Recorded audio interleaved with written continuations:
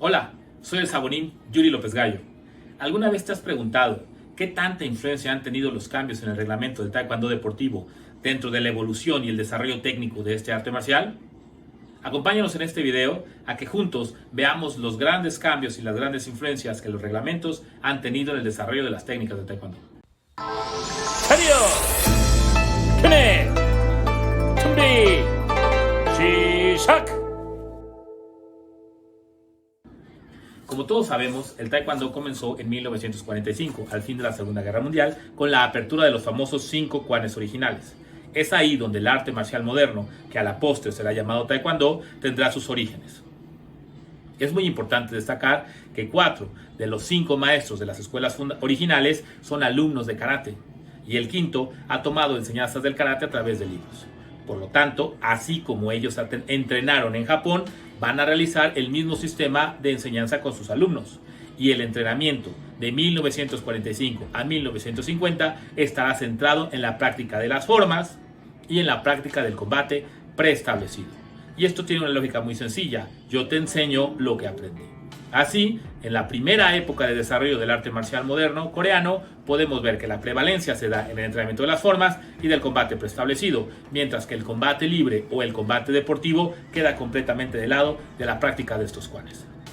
En 1950 comienza la Guerra de Corea, lo cual generará cambios y será un parteaguas en muchos aspectos de la sociedad coreana. La etapa de la posguerra es una etapa muy difícil, donde las familias, el orden y el caos que existe en ese momento en Corea, repercutirá de manera muy clara en el desarrollo incluso de la práctica del arte marcial.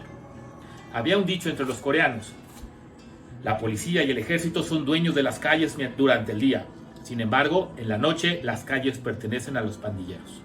Así, los alumnos de los kwanes estaban expuestos ahora a situaciones de peligro donde debían contar con suficientes técnicas para poder, en una situación real, proteger su vida. Esto generó que a partir de 1953 la práctica del combate libre en los diferentes kwanes empezara a tener cada vez mayor importancia. Es importante destacar aquí un hecho que no debemos dejar desapercibido. En la Guerra de Corea, 2 de los maestros fundadores, el maestro Jong Byung-in de la escuela YMCA Kwon Bu-po y el maestro Jung Sang-suk de la escuela Jeonmo Kwan, desaparecen, por lo que serán alumnos sucesores los que tomen el mando de estas escuelas, las cuales cambiarán de nombre. Jeonmo Kwan cambiará y ahora será Jido Kwan, y la escuela YMCA Kwon Bu-po cambiará de nombre a Changmu Kwan. Esto es muy importante. ¿Por qué? Porque el presidente de la escuela Jido Kwan, anteriormente Jeonmo Kwan, es el maestro Jong Kwe-byung. Jong Kwe-byung viene de una larga línea de práctica en karate en Japón. La línea que el maestro Jong Kwe-byung sigue es una de esas líneas proclives a desarrollar el combate libre a contacto completo. Y esto es un hecho muy interesante, porque el maestro Jong Kwe-byung abrió un dojo de karate mientras él vivía en Japón. Este dojo será uno de los dojos más importantes por su proclividad y desarrollo al combate de contacto completo, implementando la utilización de equipo de protección.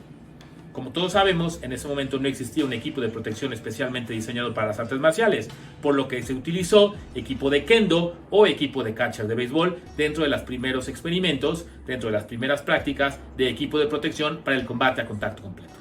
Así, los alumnos de Jido Kwan eran asiduos participantes del único torneo a contacto completo en Japón, el torneo del Renbuken, que era organizado por la escuela que en su momento había fundado el maestro Jong Kwe-byung. Es muy interesante porque en ese momento entonces, a partir de 1953 y hasta 1960, comienzan los albores de lo que será el taekwondo con un aspecto deportivo. En este momento los maestros tenían que empezar a tomar decisiones y había 2 grandes marcos teóricos existentes para poder empezar a generar un movimiento deportivo.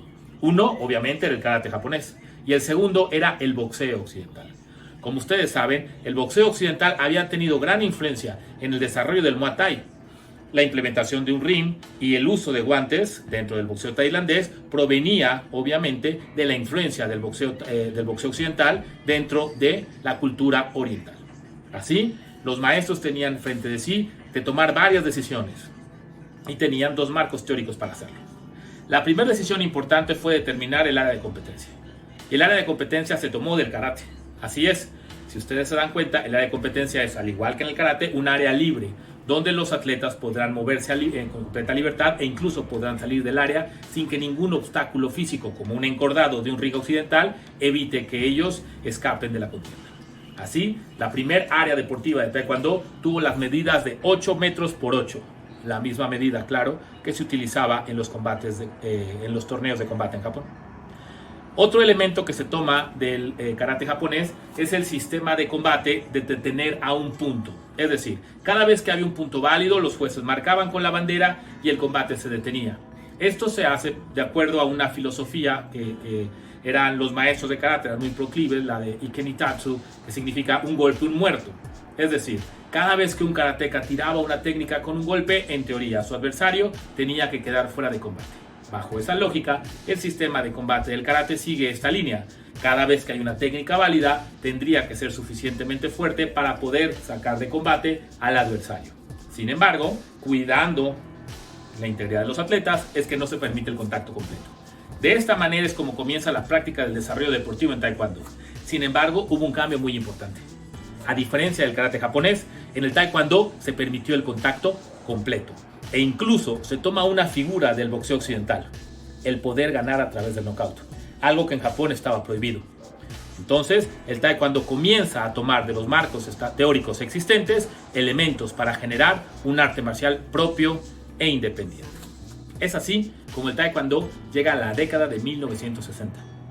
En este momento, el Taekwondo comienza a enfocarse en la práctica del combate libre a contacto completo y hace un gran cambio.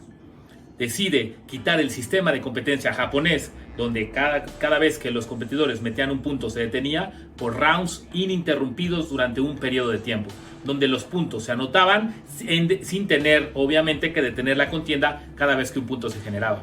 Esto es muy importante, porque la táctica del combate comenzará a cambiar. A diferencia del karate, comenzarán a hacerse grandes y largas combinaciones de técnicas, porque el sistema de competencia, otro cambio muy importante es que, como ya mencionamos, en el Taekwondo sí se permite el ganar por nocaut. Por lo tanto, tenía que empezar a protegerse a los competidores de cierta manera. Y para esto se hicieron dos cosas muy importantes. Número 1, se limitó el área de puntaje válida. Es decir, solamente valdrían puntos que se golpea con los técnicas que se golpearan, los costados y el frente del peto o los costados y el frente de la cara, y se limitaban las técnicas de barrida y de pateo bajo.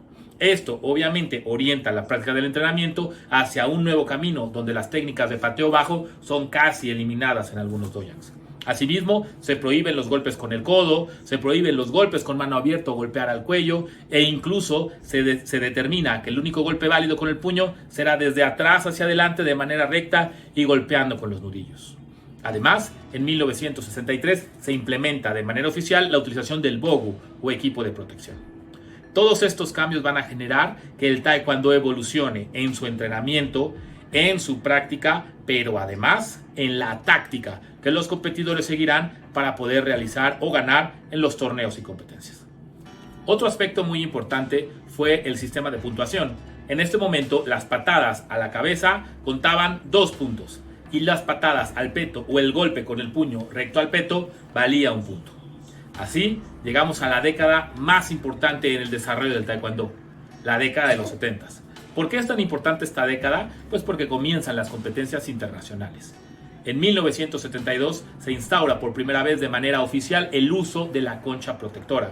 Y en 1973, con estas reglas, Corea le da la bienvenida a varios países del mundo, entre los que destacan México, Estados Unidos, China, entre otros, al primer campeonato mundial de Taekwondo. Así, bajo este sistema de competencia, se dan los primeros campeonatos mundiales.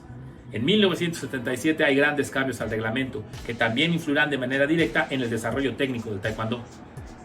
En 1977 el área de competencia crece de 8 metros por 8 metros a 12 por 12 y además hace por primera vez su aparición la famosa línea de advertencia. Además entra un nuevo sistema de puntuación. Las patadas al casco siguen valiendo 2 puntos o a la cara, las patadas al peto siguen contando 1 punto, pero ahora se premiará con 1 punto adicional a las técnicas que sean tan fuertes que ameriten el conteo de protección. Así, una patada a la cara suficientemente fuerte para que el referee contara valdría 3 puntos y una patada suficientemente fuerte para que el tronco, el competidor, necesitara un conteo de protección, la patada valdría 2 puntos. Sin embargo, este sistema de puntuación dejó de ser válido y se hizo un cambio que también influirá de manera directa en el desarrollo técnico y táctico del arte marcial. Los puntos, los famosos puntos multivariados dejarán de existir. Y ahora las patadas en el casco y en el tronco con la potencia suficiente o que causen que el competidor necesite conteo simplemente valdrán un punto. Muchos expertos opinan que este cambio en el reglamento generaría que los competidores de los años 80 tuvieran una estrategia orientada hacia la defensa. ¿Por qué? Porque puntear era muy complicado y solamente obtenías un punto, pero contraatacar con una larga cadena ante el error del adversario te podría generar una mayor cantidad de puntos. Por lo tanto, se alega que en la década de los 80 el taekwondo tendrá un aspecto más defensivo que ofensivo en su práctica deportiva. Ahora, aquí hay un elemento que es muy importante y tenemos que destacar y se da en la década de los 70. Cuando el peto de protección nace, bueno, regresemos a poco más atrás. En 1960, cuando el peto de protección nace, era a través de tiras de bambú. Por lo tanto, golpear y pegar con el empeine era algo impensable. Las técnicas circulares se hacían con la bola del pie y no eran muy prácticas para ejecutarse en combate libre, a menos que fueran a la cara.